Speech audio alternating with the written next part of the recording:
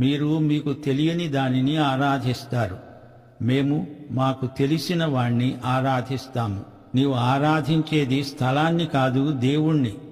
దేవుడు ఏ స్థలానికి పరిమితం కాడు. అక్కడ ఇక్కడ ఎక్కడైనా దేవుణ్ణి ఆత్మతో సత్యంతో ఆరాధించాలి. దేవుడు ఆత్మ. స్థలమాహాత్మ్యమేమీ లేదు. ఆయనే మహిమగల ప్రభువు. ఎలా ఆరాధించాలి, ఆరాధన క్రమం ఎలా ఉండాలి అని ఆయా శాఖల వారు తర్జన చేయనక్కర్లేదు. ఆరాధించాల్సింది ప్రభువును. ఏ రోజు అని కాదు, ఏ రోజైనా వ్యక్తిగతంగా దేవుణ్ణి ఆరాధించవచ్చు. ఎదటివారి పాపాలను వేలుపెట్టి చూపేవారు ముందు ప్రభువు ఎదట తమ పాపాలను ఒప్పుకొని క్షమాపణ పొందాలి.